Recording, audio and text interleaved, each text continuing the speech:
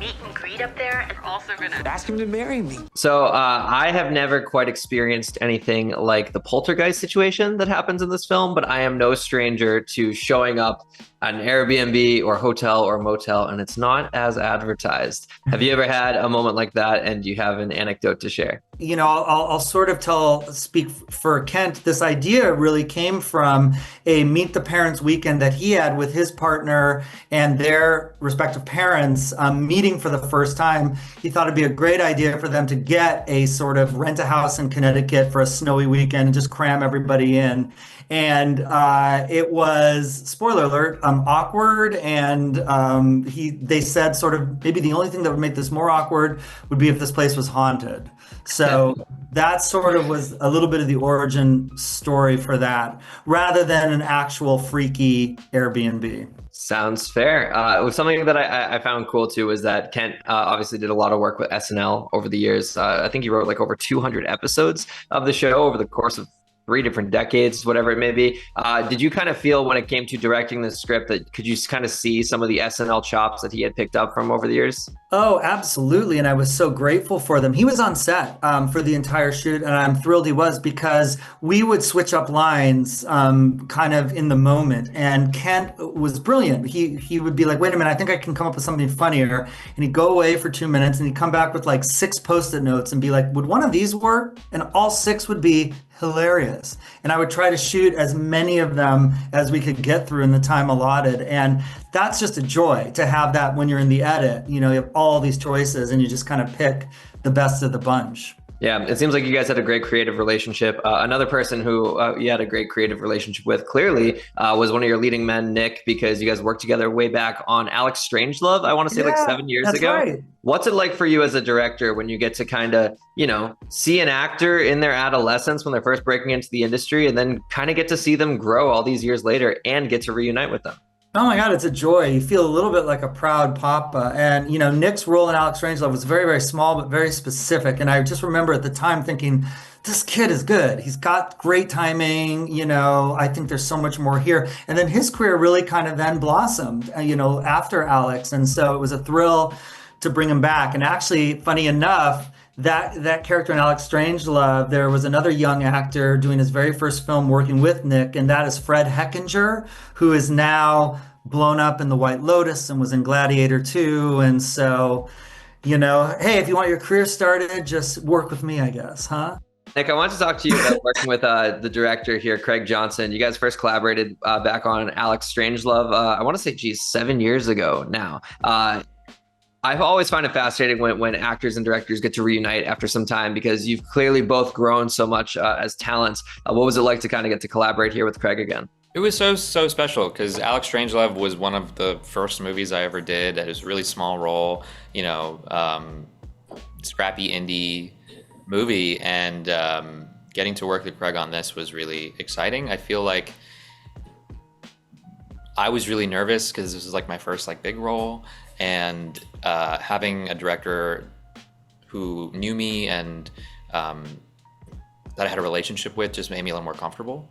And because we worked together and had stayed friends over the years, like we were also just able to be really honest with each other. And it was really, really nice to be able to work with him again. And he brought back some of our crew as well, which was also really exciting. Like our DP, Hillary Sparrow, she did Alex Strangelove, she did this movie. I love her, and working with her is actually a dream. And so, yeah, it was really nice. Yeah, wonderful little reunion you had on the parenting. Brandon, to talk a little bit about Josh here, the relationship him and Rohan have seems like going into this circumstance is fairly strong, trying to get the parents' approval, but still anything like a haunted house or anything where tensions are high is going to test any type of dynamic, whether it be a friendship or a relationship. Can you kind of tease us on what Josh and Rohan are going to go through together as a couple throughout this movie? Well, I think they will be put to the ultimate test that is at the bedrock of any relationship, which is, can you love and accept the person when shit hits the fan, and they may deal with things differently than you do. And I think they naturally resist acquiescing to each other, and ultimately like their acceptance and finding their strengths, who they are separately, how that strengthens them together is the beautiful part of this movie. Let's talk about this film a little bit here. The cool thing about this movie is that we have two dynamics of parents going on. Josh and Rohan are trying to get their parents on the same page, both pairs of them. One is a bit more traditional, one's a bit more laid back. Talk to me about how Cliff feels about not just the dynamic of Josh and Rohan, but just meeting the other parents and how he feels about all these characters. Yeah, well, I think that's really kind of the core of the movie. I mean, when two people get together to get married, that's hard enough. But when you add in having to deal with each of those, you don't just marry a person, you marry into a family. So you got to deal with the family dynamics on both sides, and they're obviously very different kind of folks. But I think Cliff's he's a bit ham-handed. He's not very diplomatic, and he says what he feels, but he very much loves his son, and he wants to do his best to make this weekend work in the show. Very much so. And it's fun for me as an audience member to get to see you in this kind of comedic light, because I know you have such an extensive filmography, but I know you best, as most people do, as Hank Schrader from Breaking Bad. I saw you in Carry On this past December, which was another kind of a serious role. Is it fun for you to kind of get to delve into these comedic chops a little bit? And does it feel at all like a challenge, or does this feel natural? Oh, I love it. I look for the comedies nonstop. I always get offered serious stuff, but I love doing the comedy. And there were some early episodes of Hank, and he was pretty funny. It wasn't until he started getting PTSD that he lost all of his humor. But I find Cliff to be the character of Cliff and the movie was.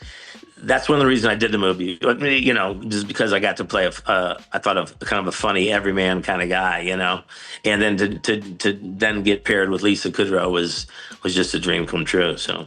Yeah, seeing you two as a couple blew my mind, because I'm like, There's Hank Schrader, there's Friends, it's all happening at once. It's amazing. I'll wrap with this, Dean, because I saw this making the rounds on social media the other day, and I'm just fascinated at the story behind it. You ran into the Salamanca brothers? I did. Well, he came down. I have a restaurant in Temecula, and he came out to get some barbecue, and he was fun. We had some fun times playing around with that character.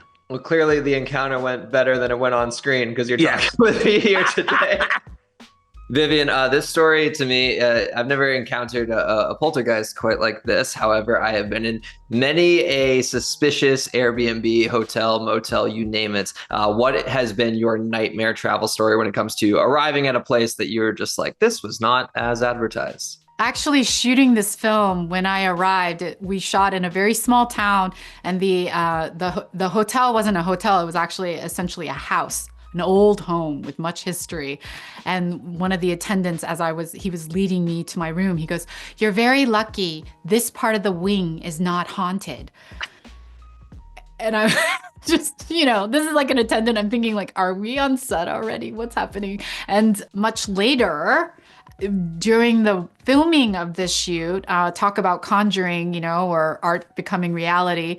I did experience a spirit of some sort, or an entity, or a conjuring, if you might say. And I ran into the same attendant, and as soon as I saw him, he goes, "Hi, Vivian."